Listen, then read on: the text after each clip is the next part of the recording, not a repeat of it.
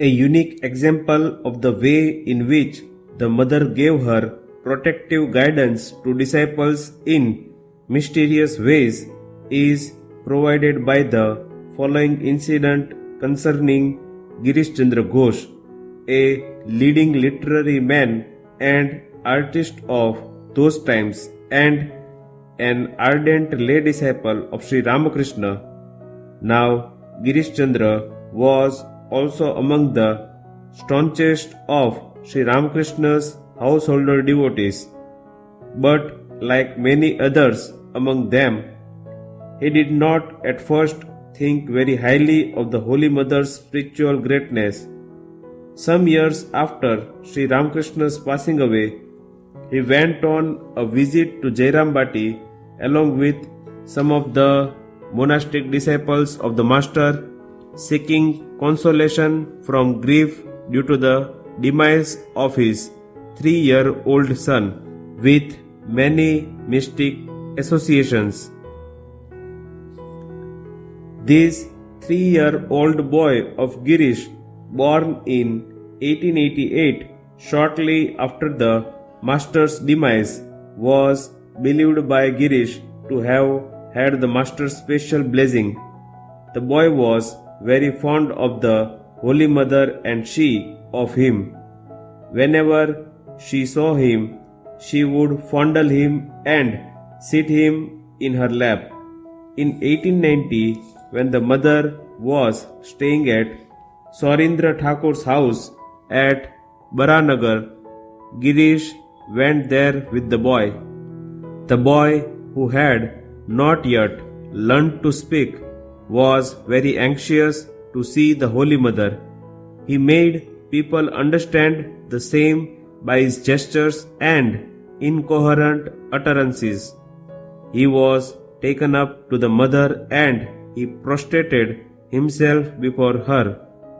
When he was brought downstairs, he urged his father to go up, at which Girish burst out crying, "Oh my dear, how can I see the mother? I am veritably a sinner." But because of the boy's insistence, he had to go upstairs with the boy in his arms.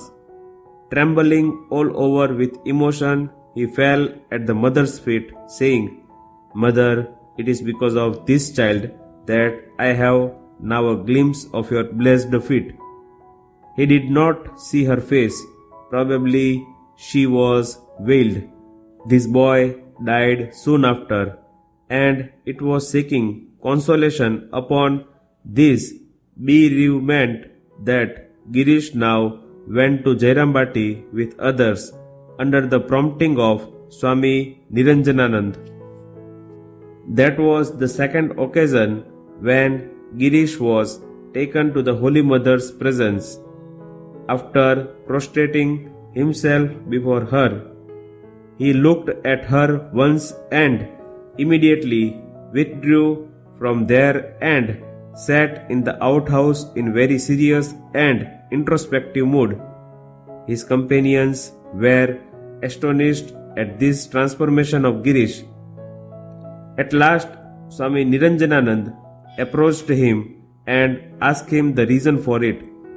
Girish thereupon wanted him to inquire of the Holy Mother whether she was not the person who had appeared to him in dream in his 19th year. In reply, the Holy Mother sent him the information that she was. Then Girish gave out the story to his fellow disciple. At the age of 19, he was suffering from a severe illness. The doctors had given him up for lost. In that condition, he dreamt one night that the whole sky was lit with a celestial effulgence. It gradually proceeded towards him and assumed the form of a goddess. Girish, it must be remembered, was in those days a rank atheist. The goddess approached him and said, "Well, my child, you are suffering terribly, aren't you?" Then she put something into his mouth. resembling the consecrated food of the Puri temple, and vanished. After that, Girish gradually recovered from his illness. He had often tried to make out who that figure might have been, but could get no definite clue. So he had surmised that it must have been the figure of his mother, whom he had lost in his early childhood. But the day on which he saw the Holy Mother, he was surprised to notice the likeness of that goddess in her. Doubting, Girish asked the mother twice more for confirmation of her identity, and she gave the same reply. On the last occasion, she said, "I am truly your mother. Mother, neither my virtue of being your Guru's wife, nor because of any assumed relationship, nor by way of empty talk, but truly your mother." Thenceforth, he looked upon the Holy Mother with great reverence, and used to say that through the grace of Niranjan, Swami Niranjananand, he had recovered his mother. Thenceforth, Girish Chandra Ghosh became very intimate with the mother.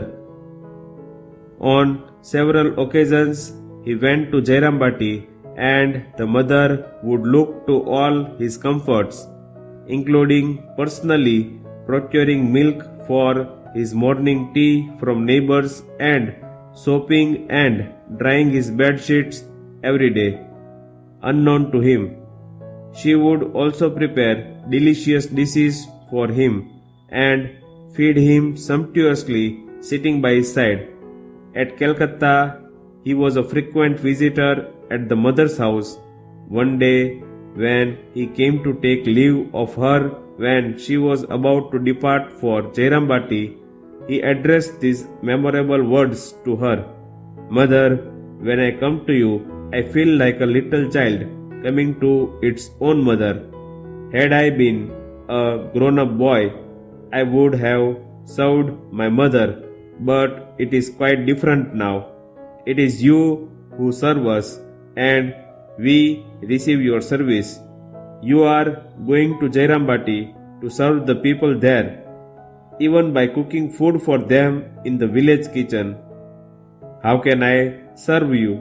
And what do I know about serving the mother?" And to the people standing around he said, with a voice choked and face flushed, "It is difficult for human beings to believe that God can incarnate in a human form like our own. Can you realize that you are standing before the mother of the universe in the form of a village woman? Yet she is the mother of the universe, Mahamaya, Mahashakti, appearing on earth for the salvation of man, and at the same time exemplifying the ideal of true womanhood.